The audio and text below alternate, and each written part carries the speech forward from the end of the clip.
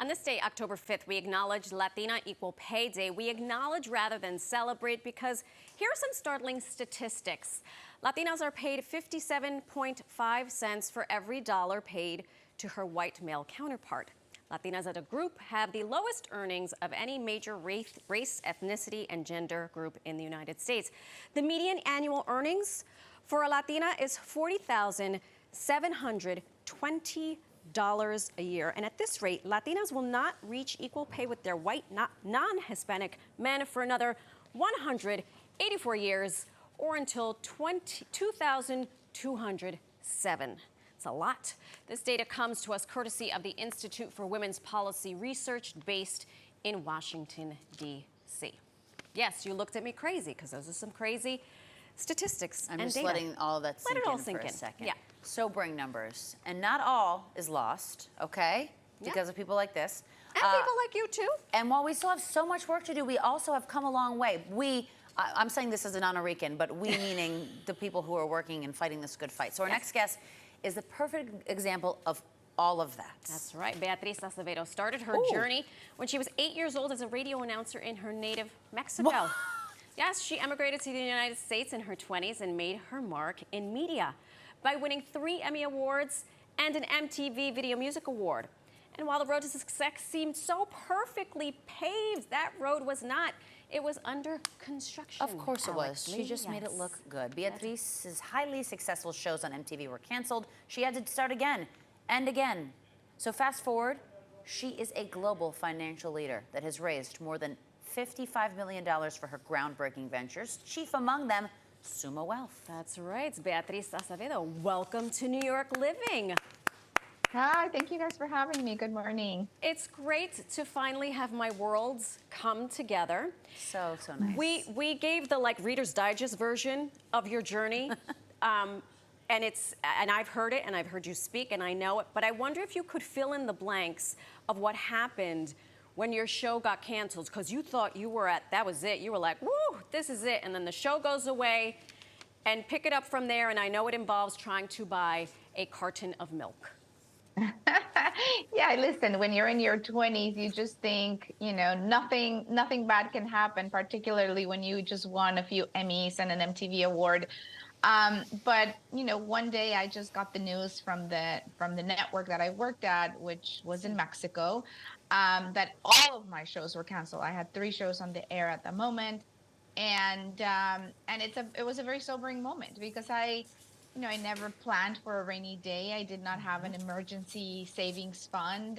Everything that I advocate today for everybody to have. And it was just a moment where you're just like, okay, how am I going to pay for my rent? And even more than that, how am I going to buy groceries where my credit card just did not go through in the supermarket?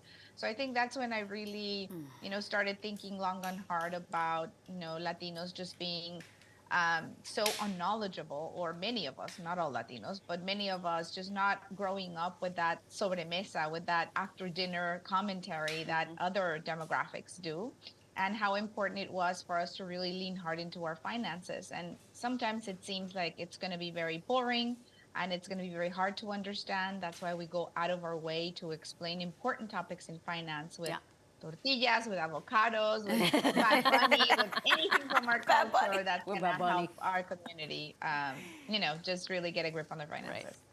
So you were at this all-time high in your career, then you hit a rock bottom. So what part of your experience up until that part do you tap into at this point to build onto the next level of your career? So meaning, how did Summa Wealth come to be what it is? Yeah, Summa Wealth started in the pandemic, and just seeing how our communities were the hardest hit, not just with deaths, but also with economic hardship.